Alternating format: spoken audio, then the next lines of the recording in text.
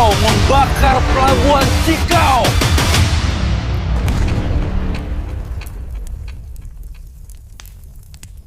Kanjeng Bupati dan keluarga harus ke loji Kembang Kuning sekarang juga. Bayangkan seorang ulama Sunda abad ke-19 bernama Syekh Bayeng Yusuf berdiri dengan penuh wibawa di tengah suasana Purwakarta yang agraris pada tahun 1832 saat Perang Cina Makau, dengan postur tegap namun sederhana, memancarkan aura ketenangan dan kebijaksanaan.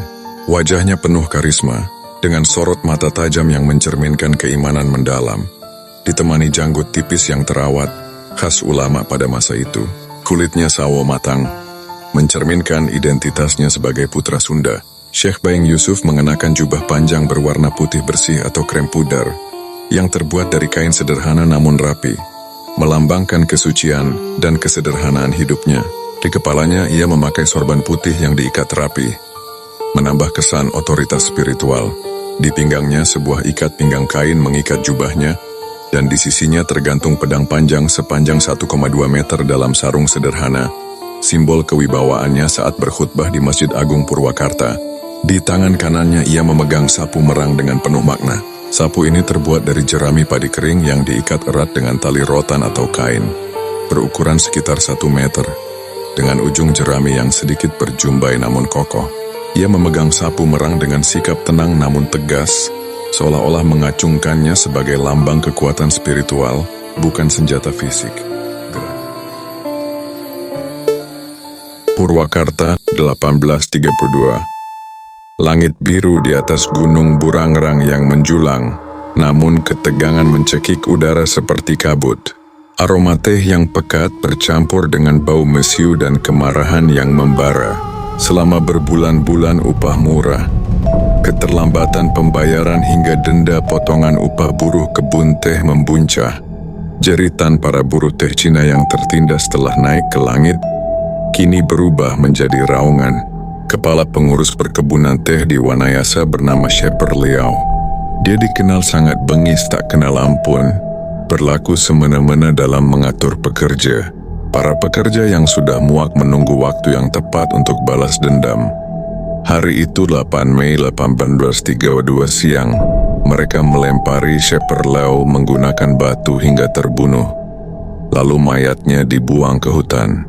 Tempat pembuangan mayat tersebut saat ini dikenal oleh masyarakat dengan nama Leuweung Ciperlau.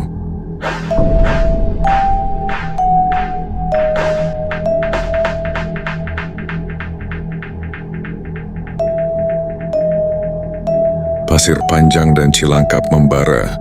Selain di Wanayasa, Purwakarta dan Pelabuhan Cikau tak luput dari pembakaran selain kota yang baru dibangun. Purwakarta dengan pelabuhan dagang Cikaunya hendak diluluh lantakkan oleh gerombolan buruh Cina Makau yang ditindas VOC. Proyektil-proyektil baja melesat bak komet, menghantam gerombolan perusuh yang melaju tak terkendali. Asap hitam mengepul, serpihan kayu dan tanah berhamburan. Beberapa tubuh terlempar, namun momentum massa tak tergoyahkan. Di tanjakan Pasir Panjang dua pasukan bertemu, saling babat dan tusuk serta tembak. Kaos adu suara pedang dan letupan senapan maupun teriakan kesakitan menyatu dengan pesta para malaikat maut yang membuat darah memuncrat dari ratusan orang sari kedua kubu. Jalanan berubah menjadi genangan darah dan mayat yang bergelimpangan. Kerusuhan meledak bak bom waktu yang tak tertahankan. Ratusan buruh teh dengan mata merah padam dan kepalan tangan berlumuran dendam, bergerak seperti air bah yang menerjang tanggul.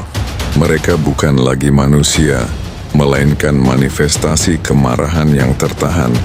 Jalanan berbatu kini menjadi sungai lahar yang mengalirkan kehancuran. Toko-toko mewah runtuh seperti kartu remi. Atap-atap bangunan yang indah ambruk digulung api.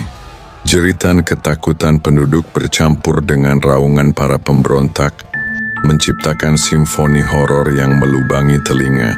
Di sisi lain, para pemberontak pekerja teh dan Cilangkap bertemu di Purwakarta. Mereka merusak dan membakar bangunan pemerintah, gudang uang, gudang barang, dapur, kandang kuda, kereta kuda, kantor, penjara, rumah sakit, dan membobol bendungan air.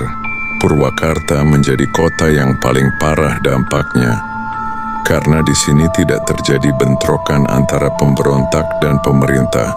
Saat pemberontak di sini, pasukan pemerintah maupun bantuan masih di perjalanan. Hasilnya seisi kota rusak parah.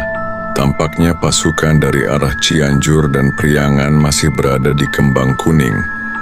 Begitupun pasukan bantuan dari Batavia masih dipersiapkan. Terpaksa, Bupati Suryawinata dan keluarga menyingkir ke loji kolonial di Kembang Kuning. Ketika harapan nyaris sirna dan kegelapan mulai menyelimuti kota yang berdarah, sebuah sosok muncul dari keramaian. Bukan seorang jenderal gagah berani, bukan pula seorang panglima perang yang bersenjata lengkap, yang adalah Syekh Baeng Yusuf, seorang mursyid sufi. Enough! Stop! Destroy Purwakarta! Ahli tarekat dan guru dari para guru besar penyebar Islam Nusantara pada masanya. Wajah karismatik dengan tatap mendalam, teduh namun dengan sorot mata yang mengandung lautan kebijaksanaan. Ia melangkah tenang, menerobos kekacauan tak sedikit pun gentar oleh amukan massa. Para pemberontak yang tadinya bagaikan iblis yang tak tersentuh, tiba-tiba merasakan aura aneh menyelimuti mereka. Suara-suara mereka mereda, mata mereka sedikit pun tak bisa berkedip melihat apa yang dipegang Syekh Baeng Yusuf.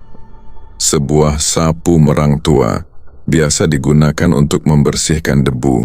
Dengan langkah mantap, Syekh Baeng Yusuf mengangkat sapu merang itu, bukan untuk menyerang, bukan untuk memukul, melainkan ia mengayunkannya dengan perlahan, seolah menyapu udara kotor yang penuh amarah.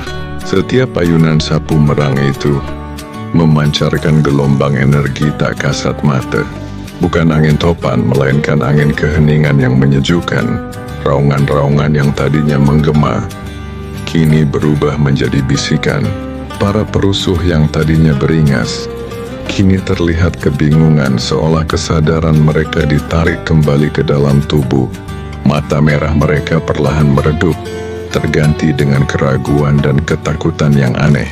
Sapu merang itu, dalam genggaman Syekh Baeng Yusuf, bukan lagi sekadar alat kebersihan. Ia adalah tongkat ilahi yang menyingkap tabir kegilaan. Dengan setiap gerakan lembutnya, seolah ada tangan tak terlihat yang mendorong, memaksa para perusuh mundur. Mereka terpental ke belakang, bukan karena kekuatan fisik, melainkan karena kewibawaan spiritual yang tak terbantahkan.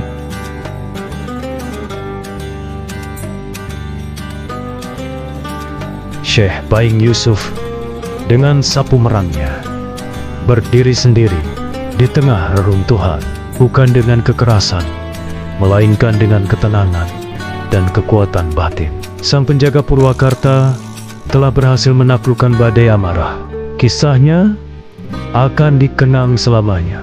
Sebuah legenda tentang keajaiban di tengah kekacauan. Dan bagaimana bahkan alat yang paling sederhana pun bisa menjadi simbol kekuatan luar biasa di tangan yang benar.